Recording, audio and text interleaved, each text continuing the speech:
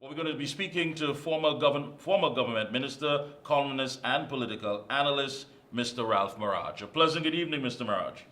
Good evening to you. Good evening to you, Mikey. Yes, it's a pleasure to have you on. So much is taking place, but I just want to go back to your column in Sunday's Express.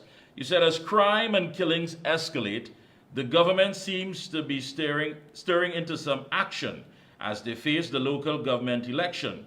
Prime Minister Dr. Keith Rowley announced vetted units for the police service comprising polygraph-tested officers of the highest integrity because there are too many criminals in the police service.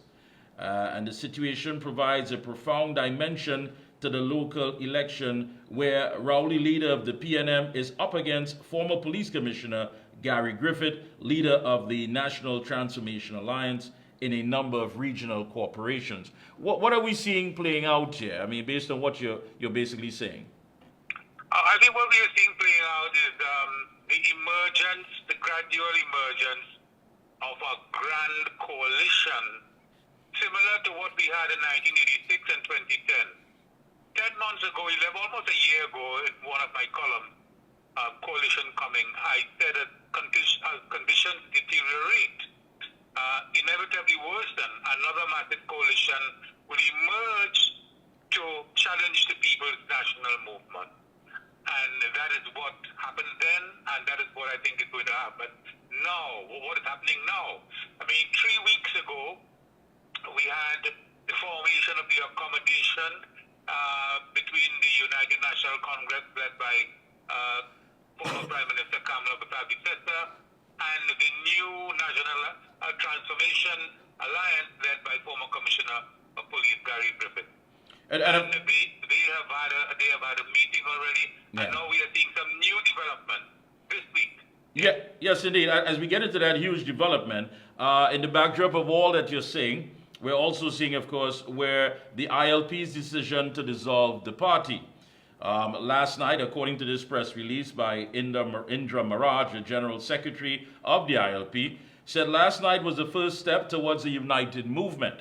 The warm welcome, love, and support received last night was breathtaking. Today, we continue to receive calls and messages from people who are immensely pleased with our decision and are pledging their support, reaffirming their commitment to contribute towards this common goal. And it ends by saying, the second step will be to call a meeting of our membership, dissolve the ILP, so that our membership is free to become members of the UNC. This fight shall be under one banner, under one party, under one leader, for today, for tomorrow, and for our country. How do you read that out? Well, that is clearly the reunion of Jack Warner with the United National Congress. And I think most people welcome that development because Jack Warner really had a phenomenal run in the politics. He was almost like a force of nature in the politics of Trinidad and Tobago. You would remember that he was very, very instrumental in the defeat of Basil Pandey by Kamala Harris for leadership of the UNC.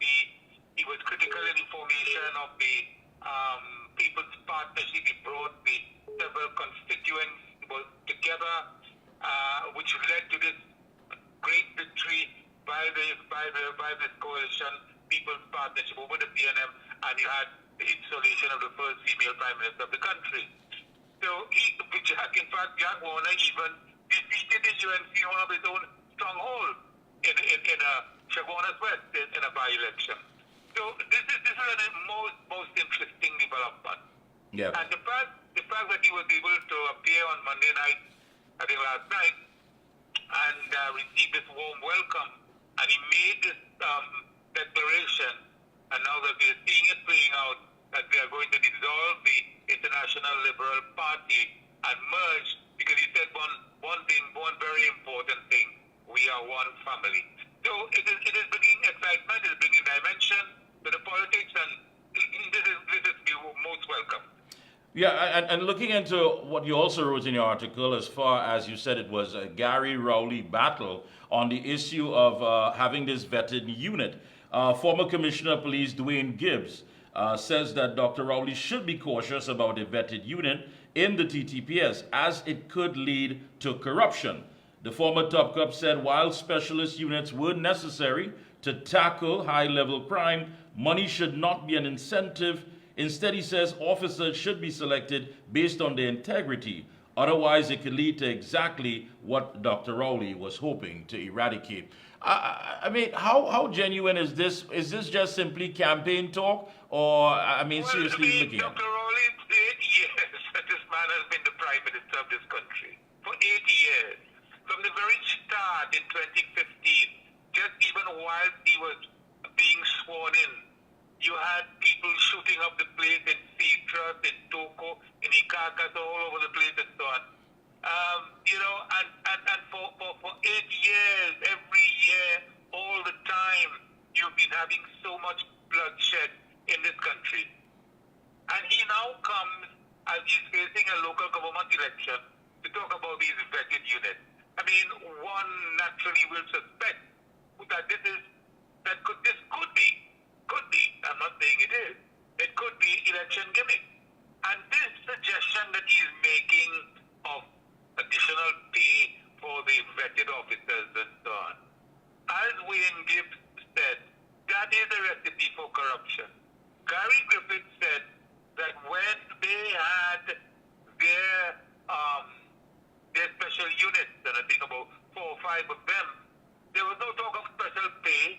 These people were specially chosen based on their loyalty, based on their patriotism, based on their willingness to make the personal sacrifices to do a good job. And that is what drove them, and that is what made them succeed. He said that they were monitoring the finances of these people to ensure that their integrity was kept and their integrity was intact and so on. And that is really what you need. You need, as Gibbs says, specially chosen people.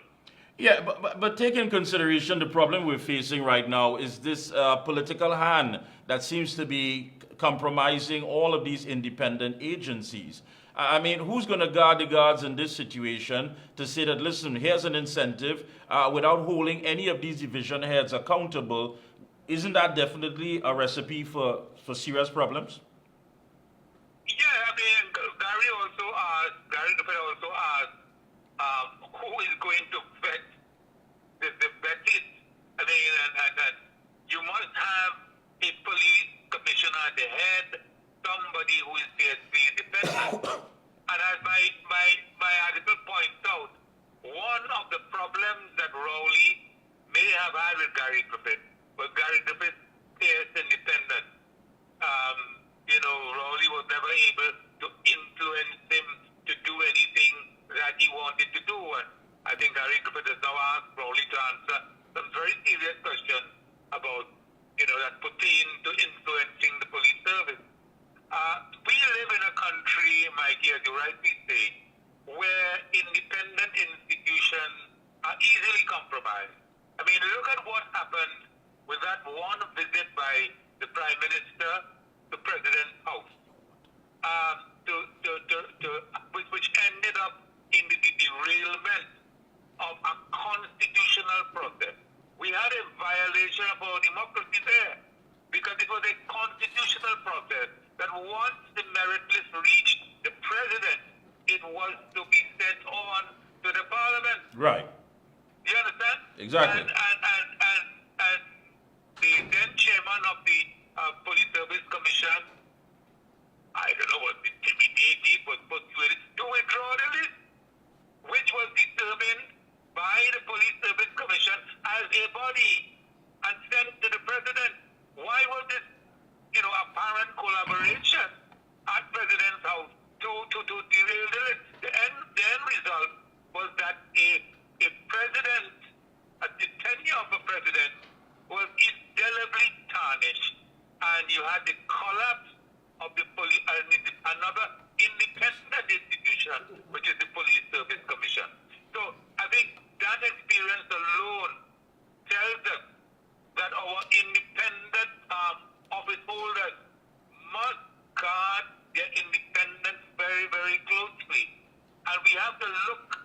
how we choose these officers as they go forward.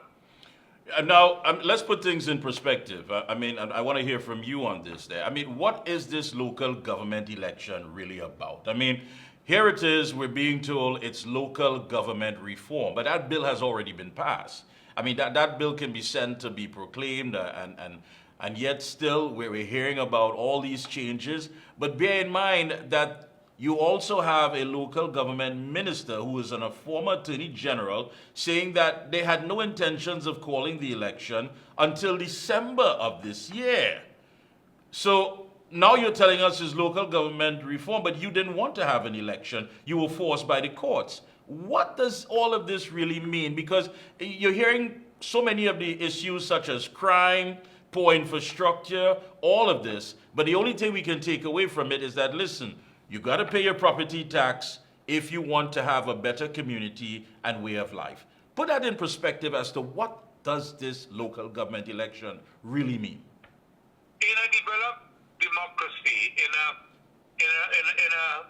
democracy based on adherence to the Constitution, in a democracy where the political climate is based more on rationality than on political allegiance and so on. A local government election would really focus on local government issues. But we do not have a situation where local government bodies in Trinidad and Tobago have the authority, the autonomy, the resources, and so on, to serve the people in the regions and the communities within which they operate. The fact of the matter is, our constitution, which I call a deformed constitution, does not even include local government as part of the supreme law of the country. That is how the colonial authorities had it, and that is how our the founders of our constitution continued with it, leaving local government on the margins of national life, right? They wanted central government controlling everything, as the governors used to do, and that is what has been happening in all of our years since independence. Jamaica and Guyana corrected that situation in their constitution, and they have enshrined local government in their constitution, so that local government has the authority of the supreme law. And when you look at the mandate of local government in those two CARICOM countries, you would see the extent of their mandate, of their portfolio, and the kind of independence and autonomy that is supposed to be afforded them in the execution of their duties. Yeah. We are having local government, the Prime Minister is talking about local government reform, but have we heard anything of it at all on the platform? I would think no. Yeah, I think the reality is, if I take from your article, you said that our current situation today is separation of powers, disappearing democracy, and society threatened. Would the nation's plight influence the 375,000 citizens who might cast their ballot in this local election? Do you believe that that would be enough exactly, I mean, as far as all that is taking place, to drive them, engineer them to go to the polls and say, we want something different?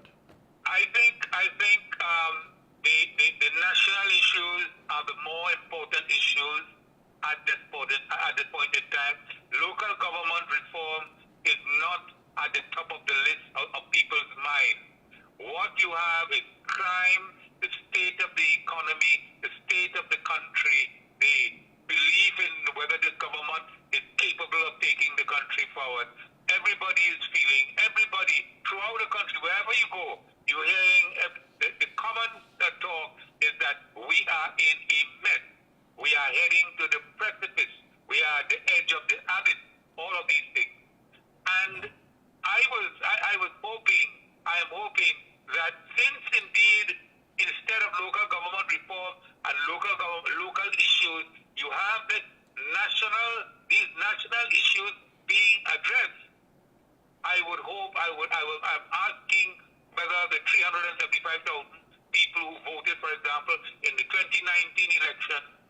out and vote based on these Issues. these last issues. Yeah. And seeing that Warner and Gary Griffith have come on to the scene, they have helped to bring these issues even more to the fore of people's minds. I think there's a general greater interest in the local government elections.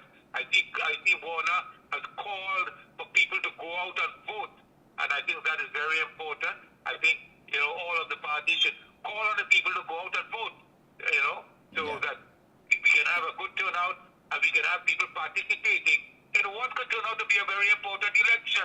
Because I would say this, Mikey, that if this coalition, emerging coalition, this accommodation between Warner, Kamala, and Gary Griffith works as an impact in this local government election, it will pave the way for a very, very interesting, dynamic, exciting general election in 2025. Thank you so much for your time, and thank you so much for your contribution. Do have a pleasant good evening, and again, we'll be checking in with you periodically. Thank you so much. Thank you very much for having me. Good evening. You have a good evening, and good evening to all your listeners. Thank you so much.